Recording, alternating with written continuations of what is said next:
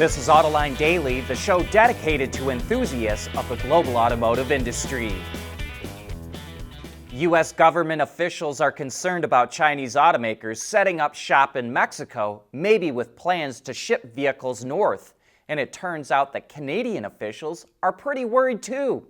Its Deputy Prime Minister says Canada shares the same concerns as the Americans, and like the U.S., Canada imposed 100% tariffs on imported Chinese EVs, and it also slapped a 25% tariff on Chinese steel and aluminum. Mexico says it's doing its part and pointed to tariffs it imposed on Chinese steel earlier this year. But the U.S. and Canada still don't feel like Mexico is doing enough. The USMCA Free Trade Agreement is up for review in 2026, and President-elect Trump has already said he plans to renegotiate it. Geely, the Chinese automaker with seemingly more brands than you can shake a stick at, posted very strong financial results for the third quarter. Its revenue jumped 20% to $8.3 billion, and its net profit shot up 92% to $340 million. It sold 1.7 million vehicles this year, up 32%, and 655,000 of them were NEVs, and its stock is up 64% so far this year. As I said, Geely has a lot of brands, including Volvo, Polestar, Lotus, Smart, Proton, Zeekr, Lynk & Co., London Electric, and others. It also holds nearly 10% of the shares in Mercedes-Benz, but apparently Li Shufu, the billionaire who founded Geely, decided it was time to simplify the corporate structure and cross-ownership arrangements. So, Zeekr is going to take control of Lynk & Co., a more upscale EV brand. Volvo actually owns part of Lynk & Co., so Zeekr will buy those shares. It's also going to buy shares from Geely's holding company, and then it's going to buy shares in Lynk & Co. to inject more cash into it. But here's the interesting thing. Lynk & Co. is actually doing pretty good so far this year. It sold 185,000 cars through October, up 22%, and it sells more cars than Zeekr does. But Zeekr is on a tear. Its sales of 168,000 cars are up nearly 92%. Geely is also in talks to take control of Volocopter, the German VTOL company that's been teetering on the brink of bankruptcy.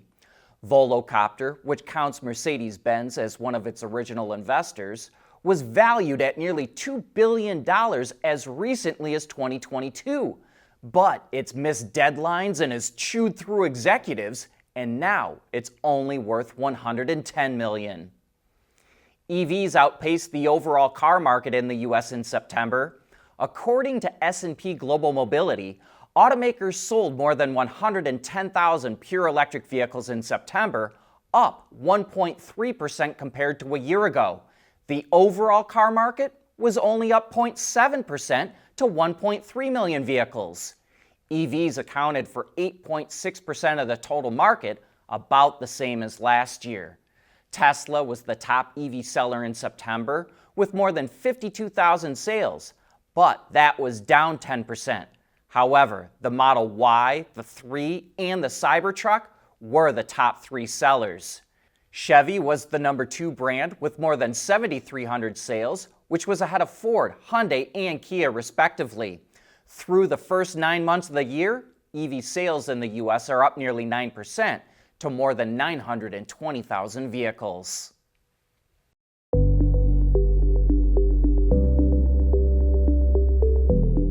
Developing today's vehicles, issues can happen in an instant.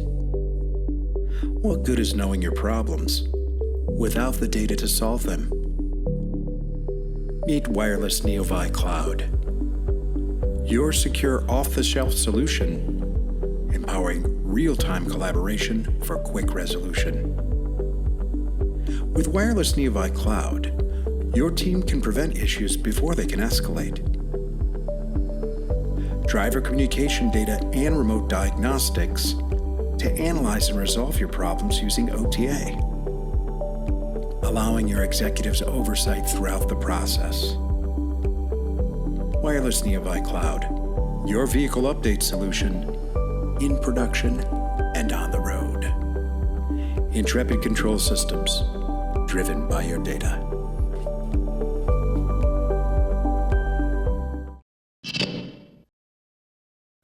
Chinese tech company Xiaomi built its business around smartphones, but it's also finding success in the auto industry in a relatively short amount of time. It recently revealed that it built its 100,000th version of its SU7 model, which hit the market 230 days ago. And now Xiaomi is also bringing more automotive development in-house. It revealed its next-gen chassis and EV motor technology that's capable of making a car dance and producing a whopping 2,000 plus horsepower. To achieve that, the system features a fully active suspension setup with a 4.6 kilowatt electric motor located near each wheel that I believe is used to control the fluid dampening inside the shocks. It will allow the cabin of the car to stay mostly flat and stable, whether you're flying over a bumpy road, speeding through a turn, or slamming on the brakes. And then it can even make the car dance and jump, which sounds similar to BYD's DeSUS suspension technology. For reaching over 2,050 horsepower, Xiaomi developed 2 new electric motors for the front and slapped 2 of its existing motors on the back.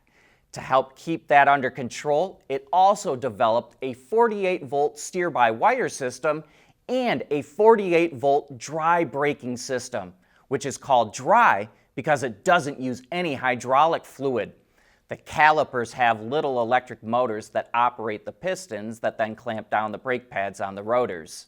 However, we don't know when this tech will hit the market.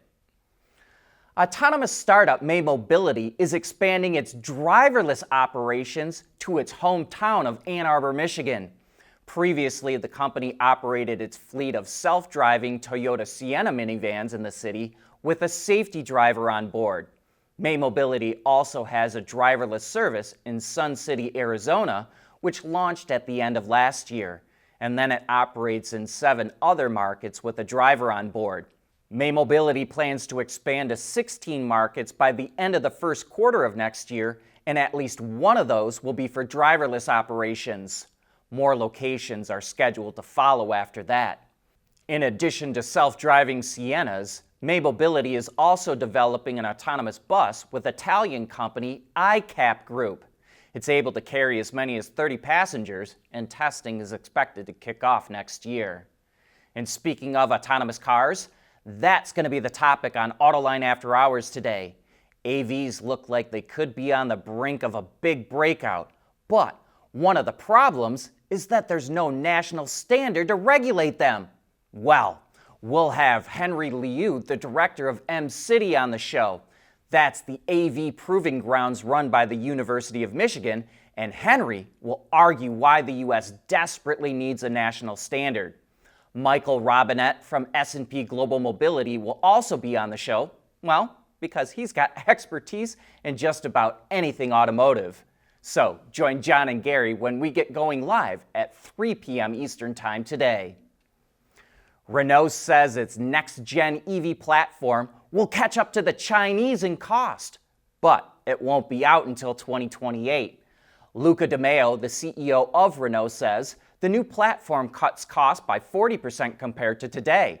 Renault will continue to use NMC and LFP batteries, but it's working on a new generation that uses a silicon anode that eliminates cobalt.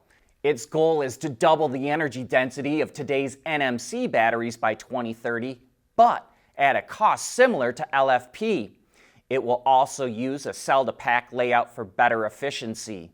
De Meo says Renault is learning from the Chinese just as they learned from the European automakers, and he says Renault will take its learnings to slash its product development time from 4 years down to 2. Honda gave the Passport a much more rugged look. As you can see, the styling of the new 2026 version features much straighter lines and more blocky design elements. That straight line theme also carries over into the interior, where you see a layered dash with the center display mounted high on top. Like the outgoing model, The new Passport is powered by a 3.5-liter V6, but its 285 horsepower is a little bit more than before. It goes from a 9-speed to a 10-speed auto as well, and comes standard with the newest version of Honda's all-wheel drive system that's stronger and responds faster. For even more off-road capability, there's the Trail Sport trim, which adds its own unique springs, dampers, sway bars, underbody skid plates, and trail watch camera system. Look for the new Passport to start arriving at dealers in the U.S. early next year, with a starting price around $45,000. On Tuesday, we showed you Buick's new super comfortable seats, but it's not the only one. BYD revealed the interior for a new luxury van it's getting ready to launch in China.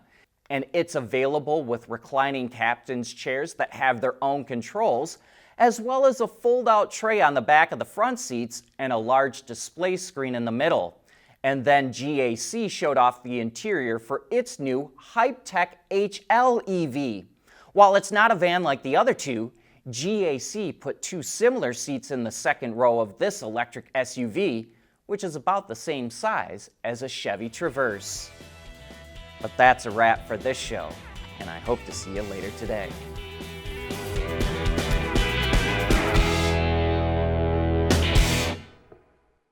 Autoline Daily is brought to you by Bridgestone, solutions for your journey.